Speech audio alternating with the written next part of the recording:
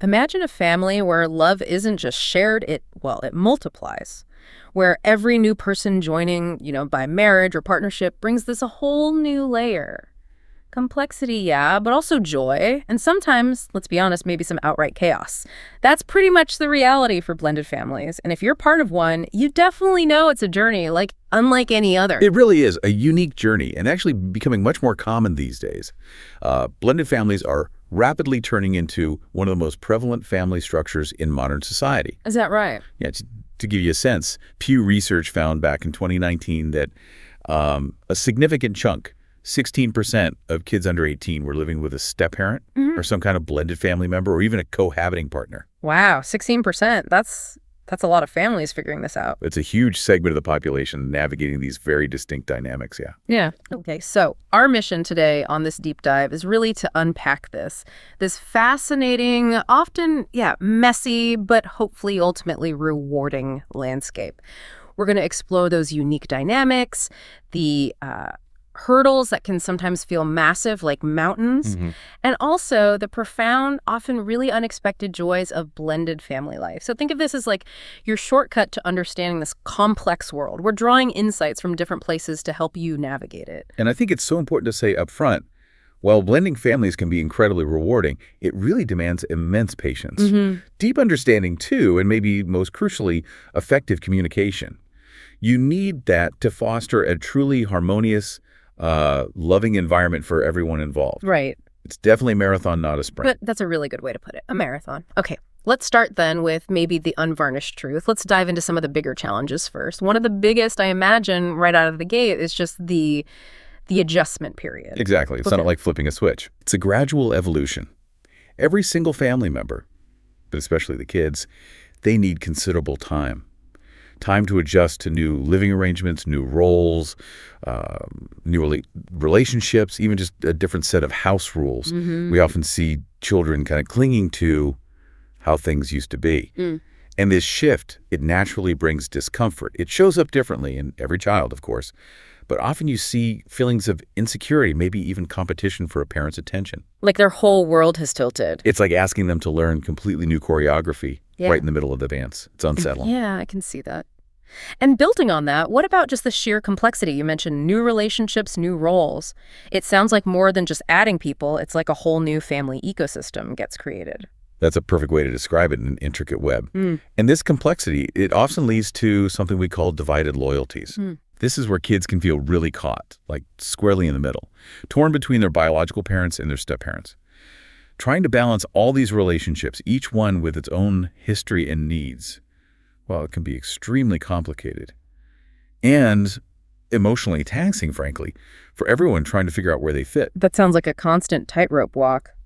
And then, okay, you layer onto that the whole issue of clashing parenting styles. That seems like a huge potential flashpoint, merging different rules, different routines. Sometimes it must feel like trying to mix oil and water. Oh, it's fundamental. Yeah. A major hurdle. Diana Baumrein's work on parenting styles really helps understand this. She identified 4 main types. First, you have the authoritative parent. Think tender teacher, warm, reasonable, sets consistent limits. This usually leads to kids who are competent, high self-esteem. Okay, that sounds like the ideal. Maybe. In many ways, yes. Then there's the authoritarian parent, a rigid ruler. Very firm, but often offers little warmth or support. They demand obedience, often without much explanation. Kids might be obedient, sure, but often with lower happiness, lower self-esteem. Right, and the others. On the other side, you've got the permissive parent.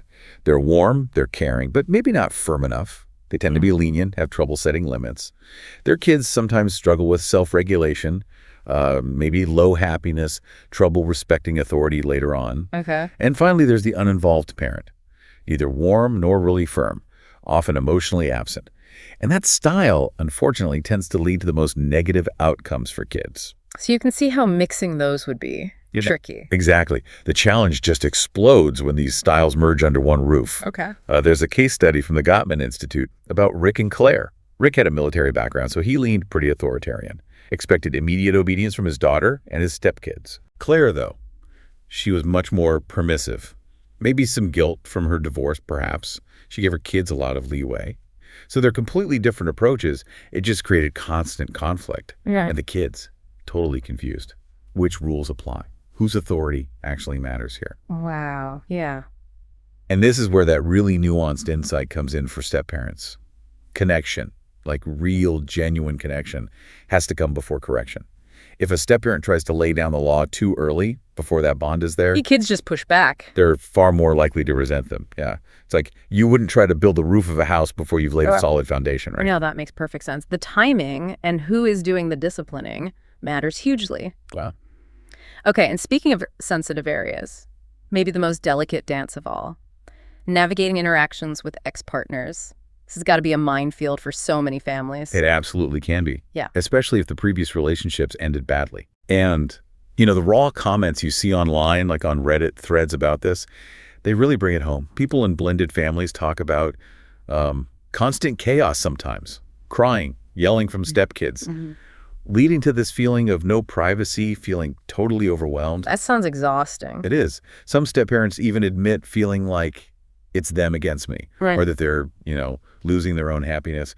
Some even say they're just tolerating the stepchild for their partner's sake. Oh, wow. That's tough. It really shows the profound emotional toll it can take, that feeling of being an outsider in your own home. Yeah. And quickly, we should also touch on the financial realities. That's another layer, right? Managing child support, maybe alimony, plus just the increased costs of a bigger household. Absolutely. It adds another significant layer of stress, often an unseen burden, but very real. Okay, so we've definitely laid out some formidable hurdles there. Emotional adjustments, complex relationships, financial pressures.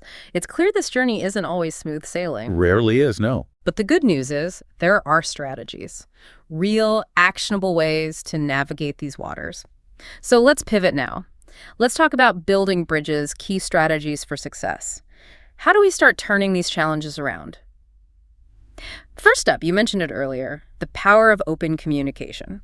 What's the deeper insight here beyond just, talk more? Right. It's more nuanced than that. Yeah. In blended families, the insight isn't just that you communicate, but really how you manage all the different communication channels. And crucially, who delivers which message. Ah, okay. So who should talk to who about what? Precisely. For instance, research consistently shows kids are way more receptive to new house rules or discussions about tricky behaviors when that conversation comes primarily from their biological parent. Even if the step-parent feels the exact same way. Even then. The step-parent's role, especially initially, is often more about that active listening, validating feelings, building trust first. It's less about laying down the law themselves right away. So the communication strategy is key, and I guess that needs some structure too, like maybe regular family meetings or check-ins, just to have a consistent space for everyone to share. Yes, those can be incredibly helpful, provide a safe platform. And when you were talking, active listening is vital, not just hearing the words, but trying to understand the feelings underneath. Using those I statements too, I suppose, like, I feel upset when, instead of blaming. Exactly, and setting ground rules for those talks helps too. No interrupting, no personal attacks, finding respectful ways to disagree, all crucial. Okay. Beyond communication, you mentioned establishing clear boundaries and expectations. Why is that so critical? It creates stability, predictability. Kids especially thrive on that. So partners need to openly discuss their parenting styles, maybe find some common ground, and work together to set consistent rules for all the children. Things like chores, screen time, bedtimes. Consistency is key. Yes. And if possible, involve the co-parents in this too. The more consistency across households, the better. And again, circling back to discipline. Biological parent takes the lead initially. The step-parent gradually supports and chimes in once that connection, that trust is formed. It's a slow build. Right, not an immediate takeover. Okay, this next strategy feels really important. Fostering strong relationships, building those genuine bonds. This clearly isn't an overnight fix. How do families actually make this happen? It takes time and real sustained effort.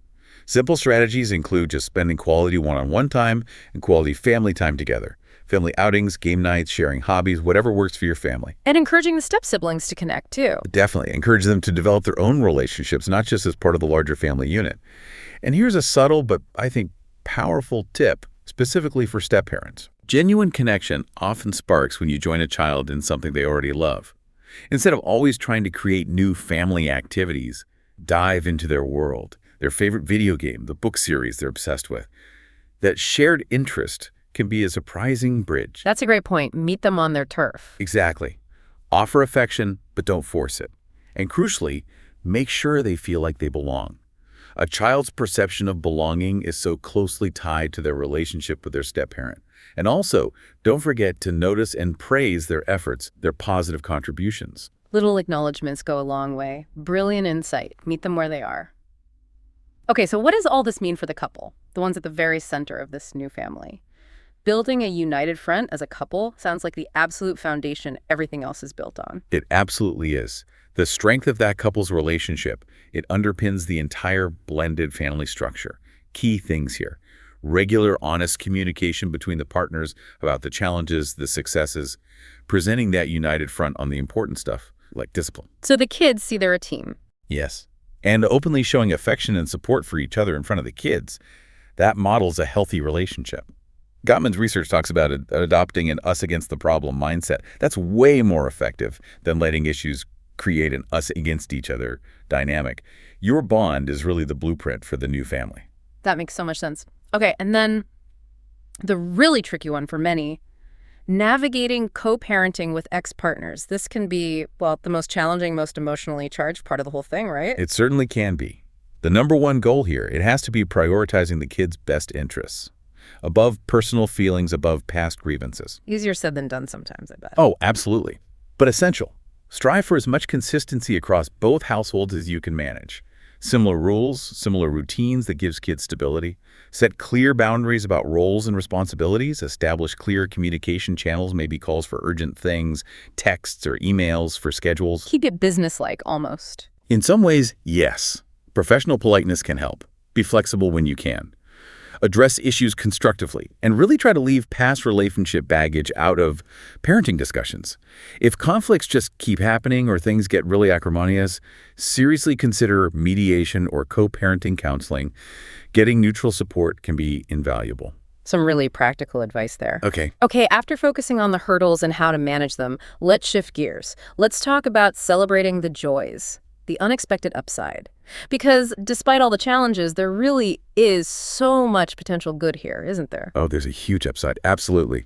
The diversity, the richness that often comes out of blended families, it can genuinely outweigh the initial pains and complexities. For one thing, it directly leads to expanded love and support systems. More people to love and be loved by. Exactly. More people means more opportunities to connect, which ultimately can lead to stronger bonds, more love, more happiness for everyone. And it's not just emotional support, is it? It's practical help, too. Right.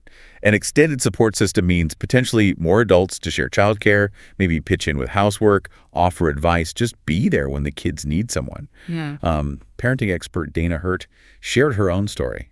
She talked about gaining a bonus parent and her family expanding from 2 siblings to 7. Wow, 7. Yeah. She described it as creating this powerful, real support network she'd never expected.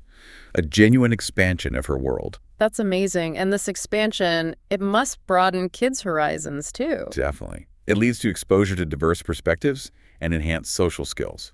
Kids encounter different backgrounds, different traditions, values, ways of thinking. It just broadens their view of the world and builds empathy. And they learn valuable life skills in the process. Crucial skills. Things like effective communication, resolving conflicts, being adaptable. Skills that will serve them so well their entire lives. It can make them more resilient adults. Okay. And what about the unique joys of step-parenting itself? We heard some tough stories earlier, but there must be incredibly heartwarming aspects, too. What's the payoff for someone stepping into that often challenging role? There really is. It's about finding that sweet spot, maybe. Comments from step-parents often highlight the profound opportunity to help shape a young person's life, to help a child learn right from wrong, feel secure. Being a positive influence. Yes, and many get to witness those amazing firsts. Potty training, learning to read, eventually learning to drive, and just being part of all those core childhood memories. One person specifically mentioned loving the fun aunt uncle role. Ah, yeah, you mentioned that. Less direct discipline, maybe. Keep fun times, yeah. More room for just pure connection and fun.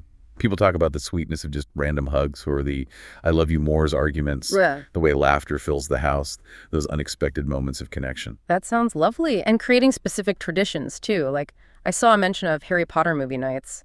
Exactly. Creating special bonding activities, new traditions that are unique to this family, that build incredibly meaningful shared memories. And for the step-parent themselves, it's often a journey of huge personal growth, learning patience, emotional regulation in ways they might never have expected. That's true. And some people even find their blended family setup is actually better, richer than maybe a previous nuclear family experience. It happens. It really speaks to the unique strengths and possibilities that blending can bring. So ultimately, how do you keep it going? Maintaining a healthy and happy blended family sounds like an ongoing process. It requires ongoing conscious effort, absolutely. Prioritizing self-care is huge for all family members, making sure everyone's individual needs are acknowledged. Trying to maintain a healthy work-life balance helps reduce stress and just improves relationships all around. And maybe don't forget to celebrate the good stuff. Yes, absolutely crucial. Celebrate the milestones, the special occasions. Create those new traditions that are unique to your blended family. Show appreciation, show gratitude for each other. These moments, they don't just strengthen the They bonds. build the family stories. Exactly. They create that unique shared history, the family's identity. They build those lasting, joyful memories that everyone carries forward. They really are the threads that weave the whole tapestry together. So wrapping this all up, what does this deep dive mean for you, our listener? I guess blended families are really this testament to love, aren't they? To resilience, adaptability. They truly are. They present these unique challenges, yes, but when those challenges are met with patience, with open communication, and that crucial united front, they can lead to really profound joy and fulfillment. So as you reflect on your own family tapestry, whatever it looks like, maybe consider this. What if the greatest strength of a blended family isn't in trying to be perfectly seamless, but actually in its beautiful, sometimes messy, constantly evolving nature? What new tradition or maybe what new conversation can you spark today to celebrate the unique bonds within your own blended family, allowing that love to stretch and grow even wider?